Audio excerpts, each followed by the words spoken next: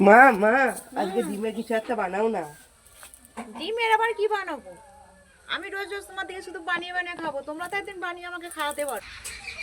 মাকে খাওয়াবে বলে ছেলে একদম ময়দা মেখে রেডি হয়ে গেছে। তারপরে একটা বাটির মধ্যে দুটো ডিম নিয়ে নিয়েছে, কাঁচা লঙ্কা কুচি, ধনেপাতা কুচি, পেঁয়াজ কুচি, পরিমাণ মতো নুন দিয়ে ভালো করে ফেটিয়ে নিচ্ছে। তারপরে দেখুন ওইদিকে ওনান ধরাচ্ছে। তা আমি ততক্ষণে এইদিকে লুচিটা বেলে দিচ্ছি, ও তো বেলতে পারবে না, তো সেই জন্য একটা লুচি বেলে নিয়ে লুচির মাঝখানটা দেখুন একটা পেঁয়াজের রিং দিয়ে আর ডিম গোলাটা দিয়ে দিচ্ছি, ওপর থেকে আরও একটা লুচি দিয়ে চারি সাইডটা ভালো করে মুড়ে নিচ্ছি। তো কড়ার তেল গরম হয়ে গেলে তেলের মধ্যে ছেড়ে দিয়ে একদম উল্টে পাল্টে লাল লাল করে ভাজা ভাজা করে নিলে হয়ে যাবে রেডি। তো আমি একটা ভেজে নিয়েছি, তারপর আমার ছেলে সবগুলো ভেজে নিচ্ছে। তো বন্ধুরা একটু টাইম নিয়ে ভালো করে এগুলো স্লো আঁচে ভাজতে হবে, নাহলে ভেতরটা কাঁচা রয়ে যাবে। কিন্তু দেখতে খুবই সুন্দর লাগছে, খেতেও কিন্তু খুবই দুর্দান্ত হয়েছিল। আপনারা চাইলে এইভাবে বানিয়ে খেতে পারেন। রেসিপিটি ভালো লাগলে কমেন্ট করে জানাবেন। টাটা।